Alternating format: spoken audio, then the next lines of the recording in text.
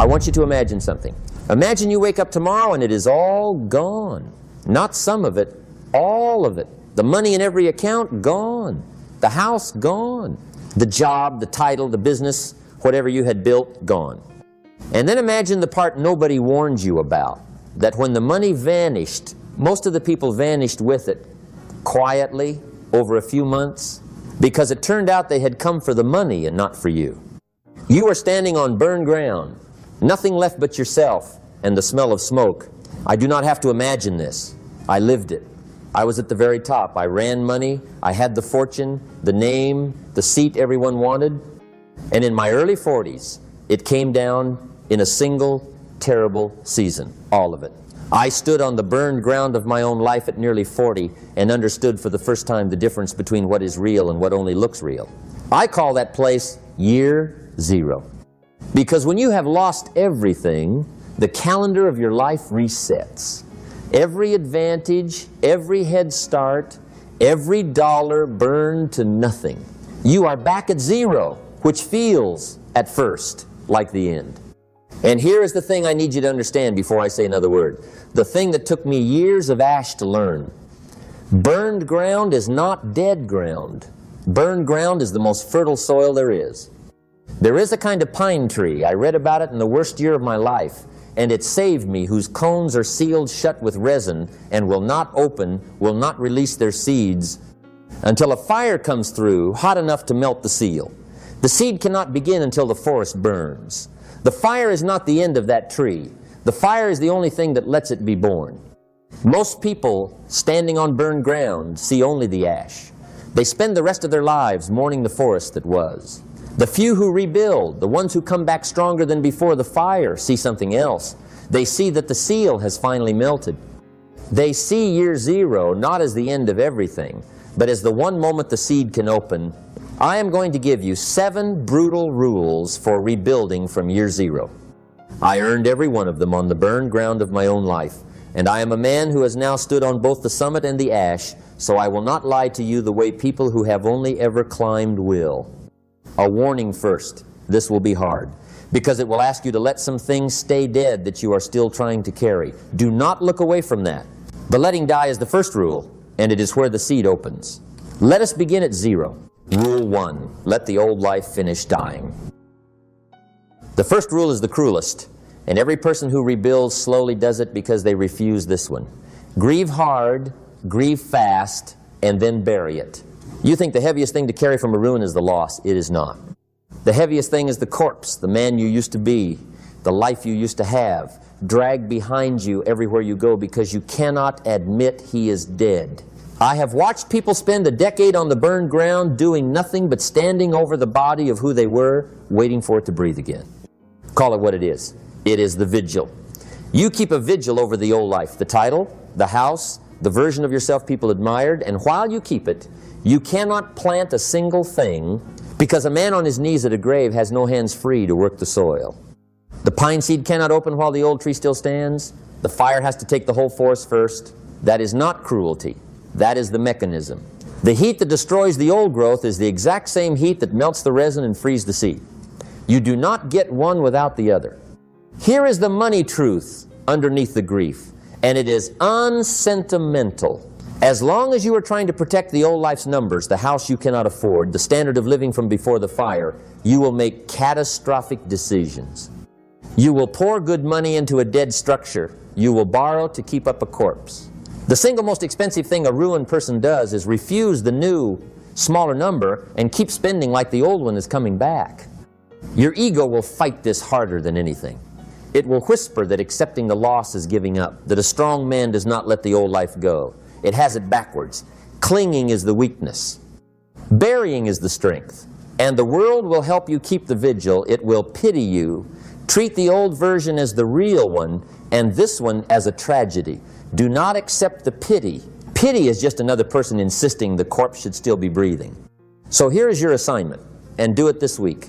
Write down, honestly, the exact life you can afford right now. The real number, the real rent, the real everything, not the one you are defending, the one that is true today.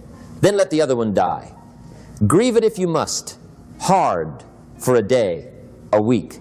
Then bury it and pick up your hands. Let the old life finish dying. The seed cannot open until it does.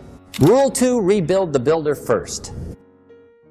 The second rule, when everything is gone, you make one desperate mistake.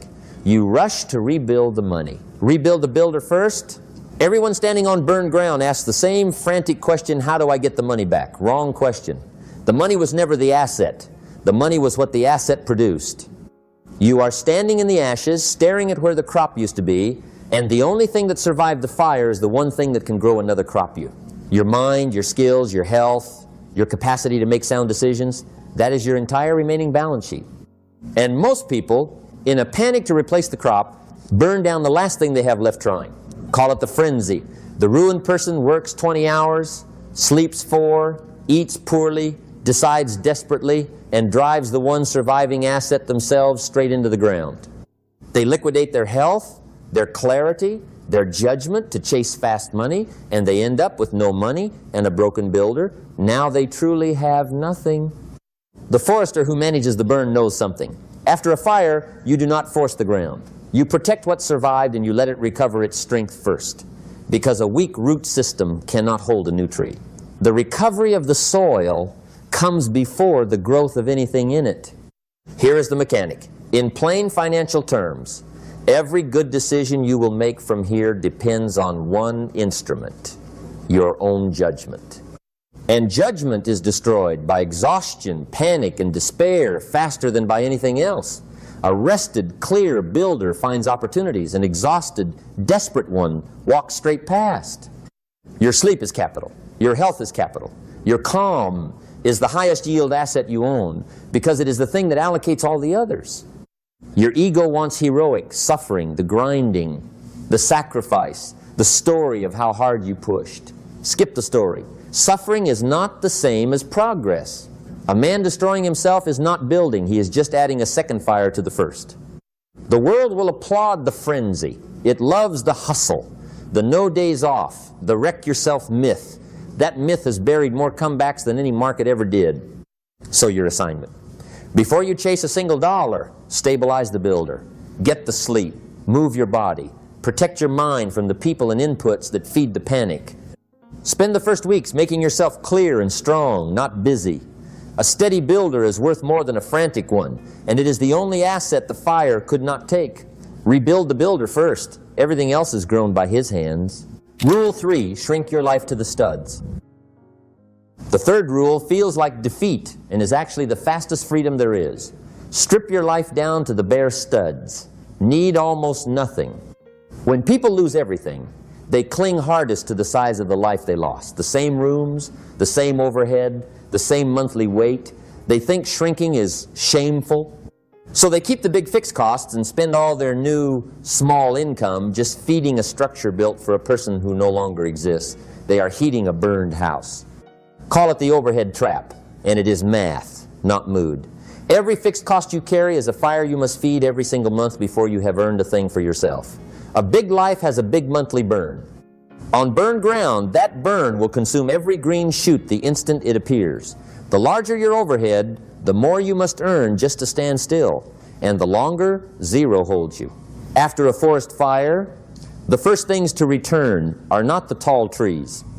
They are the low, hardy, ground-hugging plants that need almost nothing, a little light, a little rain, and because they need almost nothing, they grow where nothing else can.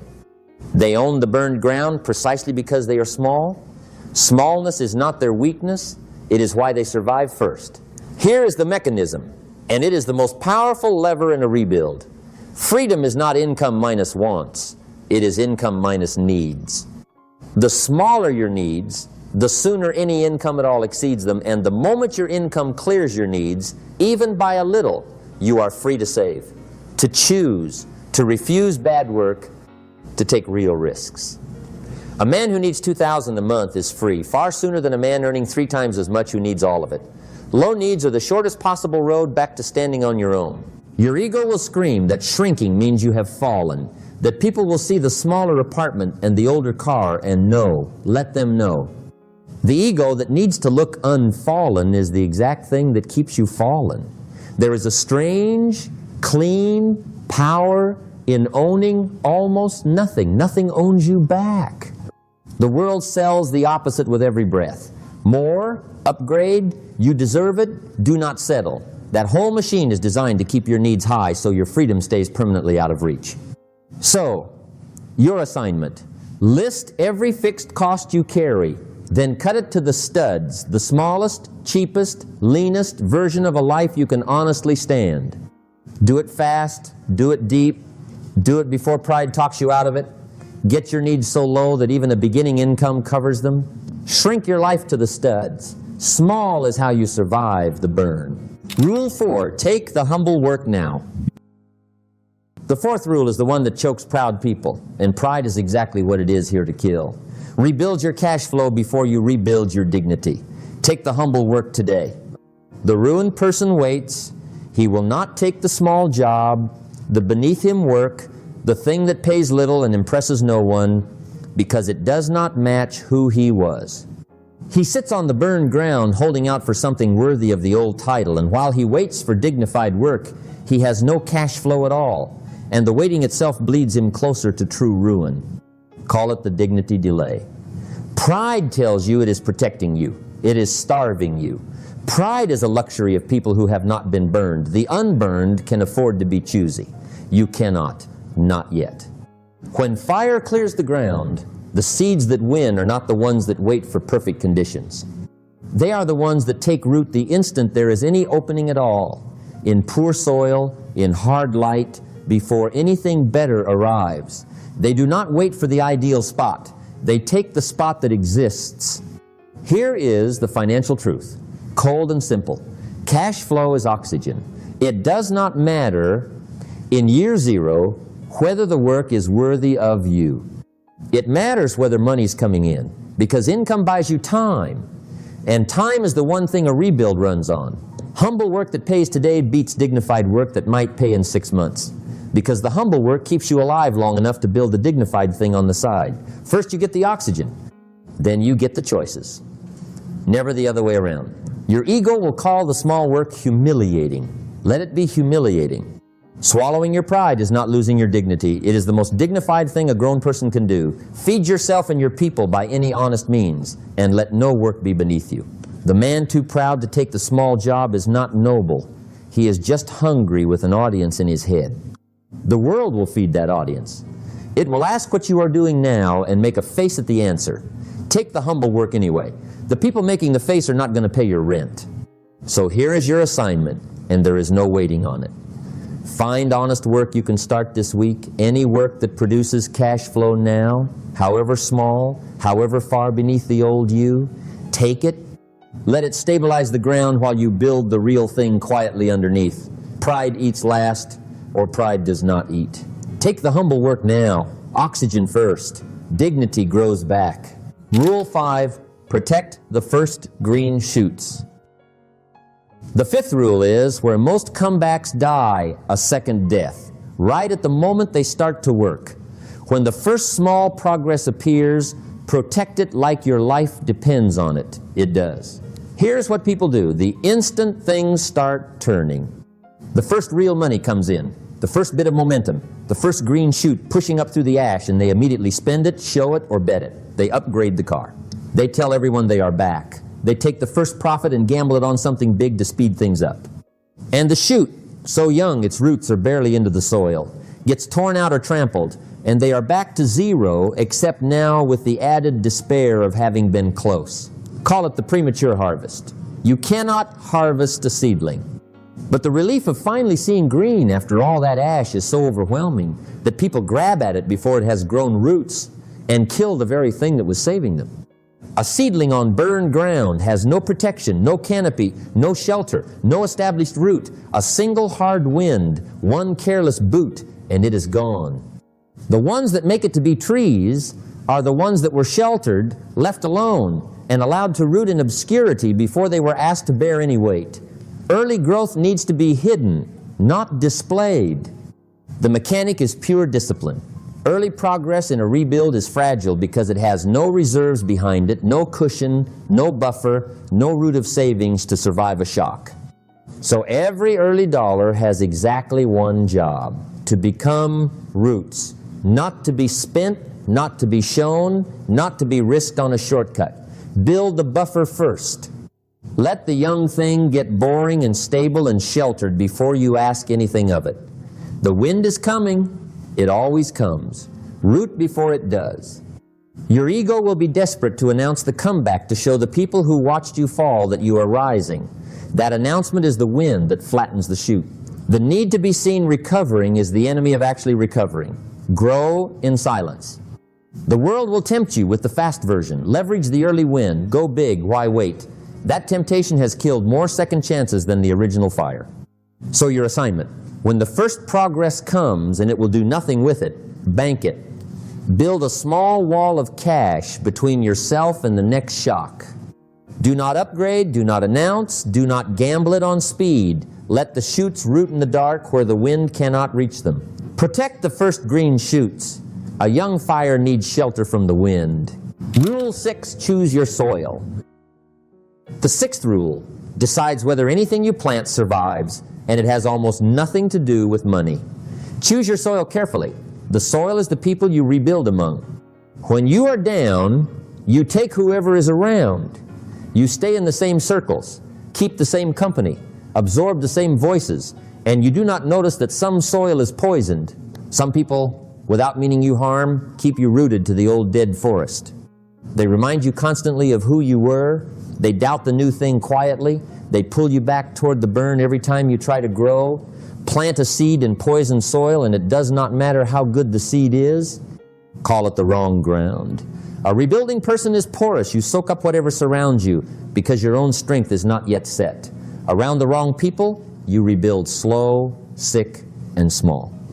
Around the right ones, the same seed becomes a tree. The soil determines the harvest more than the seed does.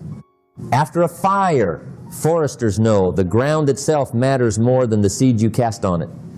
Ash-rich, living soil brings a forest back in a decade. Dead, poisoned ground grows nothing no matter what you plant.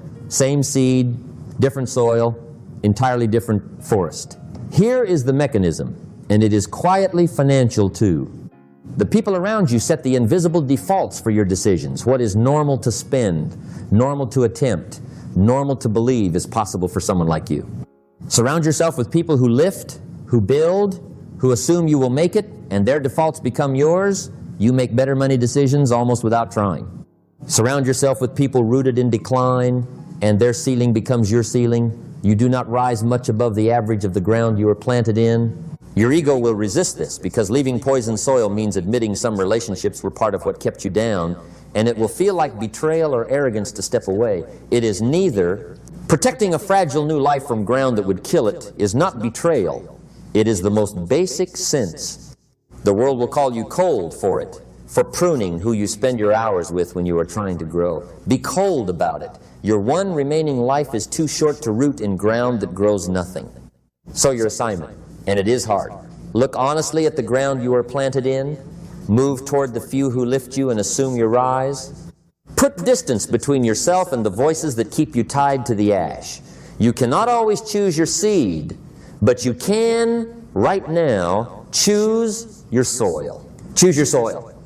The same seed grows a different forest in different ground. Rule 7, trust the growth you cannot yet see. The 7th and last rule is the one that asks the most faith, and it is where the whole thing is won or lost. Trust the compounding you cannot yet see. The forest after a fire looks dead for a long time before it is greener than it ever was. Here's the thing no one warns you about a rebuild. For a long, long time, nothing visible happens. You do everything right, you bury the old life, protect the builder, shrink your needs, take the humble work, shelter the shoots, choose your soil, and you look up after a year, or 2, or 3. And the ground still looks burned. You cannot see progress, so you conclude there is none, and you quit right before it breaks the surface. That is how most comebacks actually end, not in disaster. In quitting during the dead-looking years.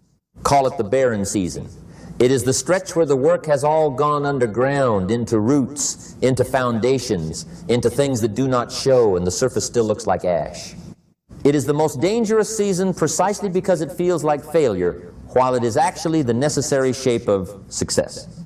After a fire, the forest floor stays black and bare, while beneath it, the whole system rebuilds, roots spreading, soil enriching, seeds rooting in the dark.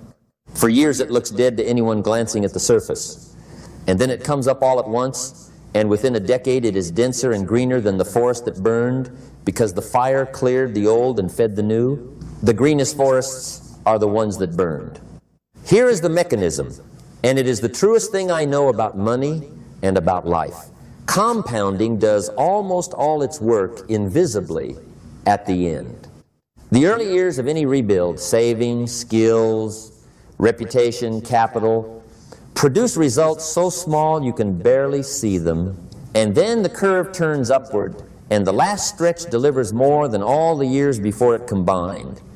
The reward is real, but it is backloaded and slow, so the entire test is whether you will keep going through the barren season on faith before the evidence arrives.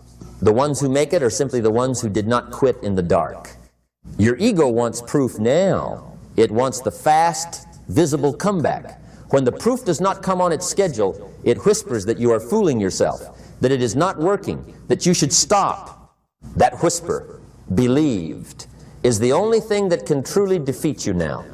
The world reinforces it. It worships overnight success and never shows the barren years underneath. So your slow, invisible rebuild feels like failure next to everyone else's highlight reel. So here's your last assignment. Decide now, while you are clear, that you will keep going through the season when nothing shows. Measure the inputs, not the surface. Did I do the right things this week? And trust that the growth is happening underground where you cannot see it. Give it the years it needs. The forest is coming. It is just still under the ash. Trust the growth you cannot see. The burned forest comes back greener. Let me set the 7 down together, the way I set them down for myself on the worst mornings, when the ground still looked dead, and I needed to remember there was an order to the ruin. Let the old life finish dying. The seed cannot open while the old tree still stands. Rebuild the builder first. You are the only asset the fire could not take. Shrink your life to the stud. Small is how you survive the burn. Take the humble work now. Oxygen before dignity, always. Protect the first green shoots. Root them in the dark before the wind arrives. Choose your soil. The same seed grows a different forest in different ground. And trust the growth you cannot see. The burned forest comes back greener than it ever was. Notice what none of these required. Not one of them needed money to begin. Not one needed the fortune back, or the title, or the people who left. Every single rule is something you can start on burned ground with nothing but yourself. That is the whole secret the never burned will never tell you, because they do not know it. The things that actually rebuild a life were never the things you lost. They were always free, and they were always in your own 2 hands. Now, I am going to tell you the thing I did not tell you at the start. The thing this whole talk was really for when I lost everything at nearly 40. I told you the money went, the house went, the name went, and I told you the part that taught me the most that most of the people went to. I want to go back there, because that is where the fire did its real work. For 30 years, I could not have told you who in my life had come for me and who had come for the money. The fortune stood in front of everyone like a fire in a clearing, and everyone gathered around it, and the light was so warm that you could not see who was there for you and who was only there for the heat. I thought I had 100 friends. I thought I was loved. Then the fire went out, and in the sudden cold, almost everyone left quietly over a few months, drifting off toward the next warm clearing. It was the loneliest thing I have ever lived through. And it was the greatest gift I have ever been given, though it took me years to say that and mean it. Because when the false warmth was gone, I could finally see the few who stayed, a handful who sat down with me in the cold and the dark, when I had nothing to offer them and never might again. My wife, who had married the man and not the fortune, and proved it in the only season that could. 2 friends out of the 100. A brother I had been too busy at the top to call. That was the whole harvest. And it was worth more than the fortune ever was. Here's what I need you to hear, if you hear nothing else. The fire does not only burn away the money, it burns away everything. False, the fake friends, the borrowed status, the version of yourself you performed for people who were only there for the heat. And what is left standing in the ash is the only thing that was ever real, your people. And the chance, finally, to build a life around what is real instead of what merely looked good in the light. I am wealthy again now. But I hold the money completely differently because I know exactly what it is worth and what it is not. It is not warmth. It is not love. It is not who will sit with you in the dark. It is fuel and nothing more. And the fire taught me not to mistake the fuel for the fire. Most people learn that too late, on a deathbed, cataloging a life spent gathering heat and losing the people. The fire, if you let it, teaches it while you are still young enough to build differently. You may be standing on burned ground right now. If you are, I am not going to tell you it does not hurt. It is the worst thing that will ever happen to you. But I am telling you, as a man who has stood exactly where you are and made it all the way back, look around at what is still there. The people who stayed when the fire went out, that is your real fortune. Everything else is just the crop you are going to grow again. So before you go, I want you to do something real, not something you feel. Feelings fade by morning. This is why so many people watch a thing like this, weep a little, and change nothing. We are going to make it a contract instead. Get a piece of paper, a real one. At the top, write 2 words, year 0. That is the date on this new calendar today, day 1. Then write the 7 in your own hand. And beside each one, write the single first action you will take this week. Let the old life die and the real number you can afford. Rebuild the builder and the one thing you will do to get strong and clear. Shrink to the studs and the fixed cost you will cut. Take the humble work and the honest job you will start now. Protect the shoots and the promise not to spend or show the first progress. Choose your soil and the one relationship you will move toward, the one you will step back from. Trust the growth you cannot see and your signature, promising you will not quit in the barren season. Then sign it and put it where you will see it on the mornings the ground still looks dead, because there will be many of those, and on those mornings a feeling will not carry you, only a contract will. The fire already happened. You cannot undo it, but the seed only opens in fire, and yours is open now, whether you can feel it or not. Stop mourning the ash. Start planting.